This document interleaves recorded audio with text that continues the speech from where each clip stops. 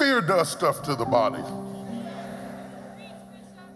Living under constant fear, though it is an emotion, it actually takes toll on the body. It affects your physical health.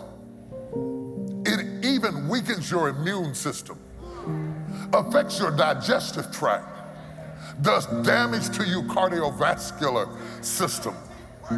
Fear does stuff that doctors can detect in the body that you have no reason to be sick, and yet your body is responding to something that the doctor cannot detect. They're just seeing the effects of fear on the body. Irritable bowel syndrome, all kinds of stuff happening to you. Decreased fertility because you're afraid, because your body is taking all of your blood and directing it toward fight or flight. Increasing your sight so you can see and your legs so you can run.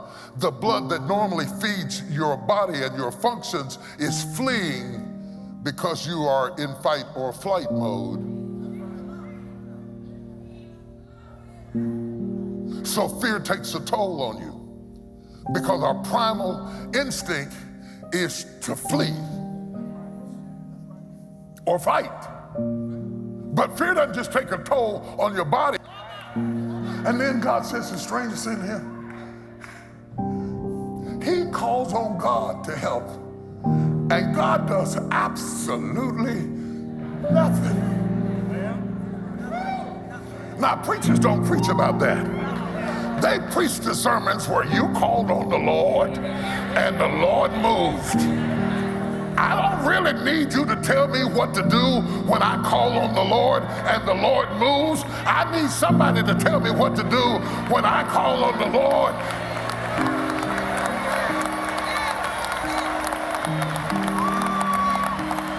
I want to take series on that.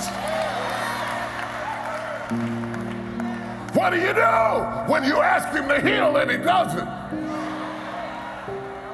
And you're asking for prosperity and they take your car.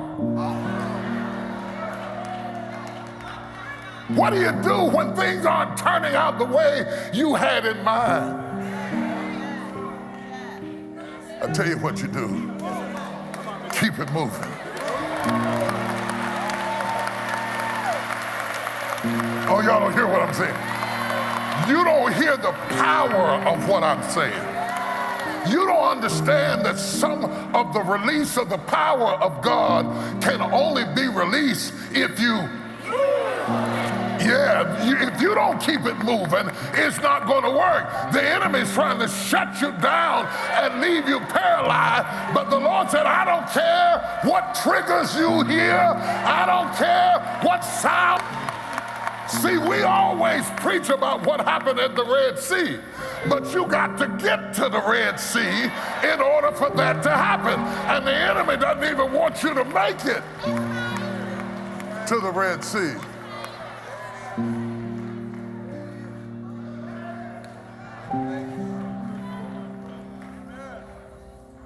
Another thing, the other reason God didn't say anything is that he wanted Moses to discover what was in his hand. I started reading the Bible, and almost every miracle in the Bible came out of something that they already had.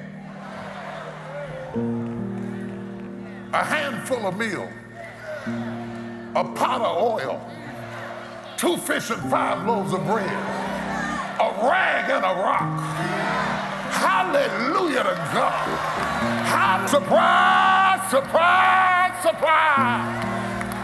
I disguise my power in ordinary things so that in the time of trouble, the enemy won't even know what hit him.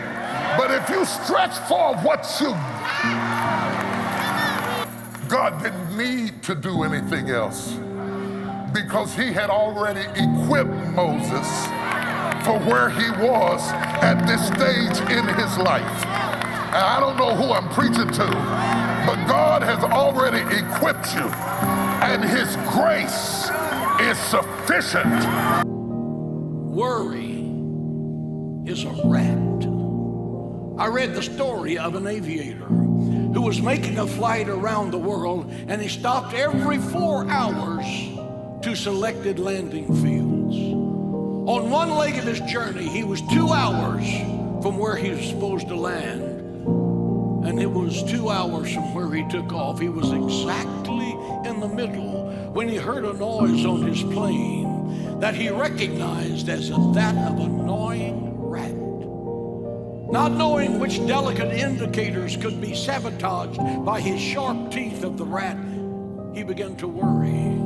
He remembered that the rat is a rodent. It's not made for the heights. It's made to live in the dark holes of the ground. So he nosed his plane higher and higher and higher and higher until the gnawing stopped.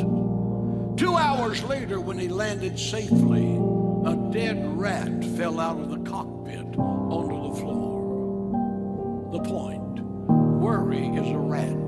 It cannot live in the secret place of the Most High. It cannot breathe in the atmosphere of faith. It cannot breathe where there is abiding confidence in the God that controls everything. If your life's course has been altered by crisis, if you are living with stress and worry, climb into the presence of the living God. Feel his peace. Feel his reassuring touch. Feel the love of God. Worry will disappear and victory will be yours.